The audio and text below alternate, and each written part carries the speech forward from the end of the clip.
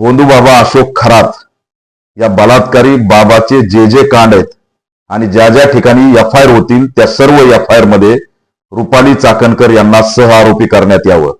रुपाली चाकणकर या प्रकरणात लेडी अक्काच्या भूमिकेत आहेत आणि या लेडी अक्कामुळेच राजकीय वरद हस्त मिळाल्यामुळे अशोक खरात यांनी अनेक कांड केले, अनेक अत्याचार केले, लुटमार केली, भोंदूगिरीच्या नावाखाली अफाट संपत्ती मिळवली आणि या सगळ्याची भागीदार रुपाली चाकणकर आहेत।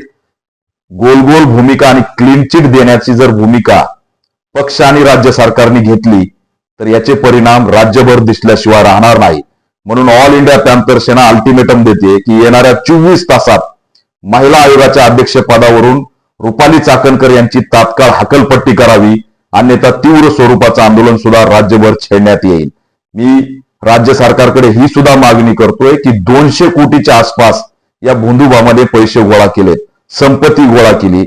भोंदूबाबा सहित चाकणकर या दोघांचीही संपत्ती तात्काळ सरकारने जप्त केली पाहिजे आणि कठोर अशी कारवाई केली पाहिजे।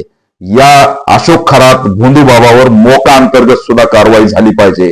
मी दुर्दैवाने नाशिक एसपींना विचारतो की इतर प्रकरणामध्ये त्या ठिकाणी हातपाय बांधून लंगडत लंगडत नाशिक जिल्हा बाले किल्ला म्हणत तुम्ही व्हिडिओ व्हायरल केले, अशोक खरात याचा व्हिडिओ नाशिक जिल्हा कायद्याचा बाले किल्ला असा म्हणणारा का व्हायरल झाला नाही हा प्रश्न सुद्धा मी पोलिसांना विचारतो।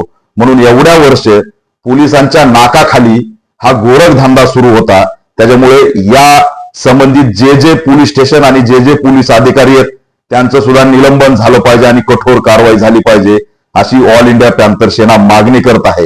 येणाऱ्या 24 तासात रुपाली चाकणकर यांचा राजीनामा घेतला पाहिजे आणि या लेडी अक्का नावाची जी भूमिका आहे, जेफ्री बाबा इपिस्टिन फाईल ही महाराष्ट्रापुढे आली पाहिजे अशी सुद्धा मागणी आम्ही राज्य सरकारकडे करत आहोत।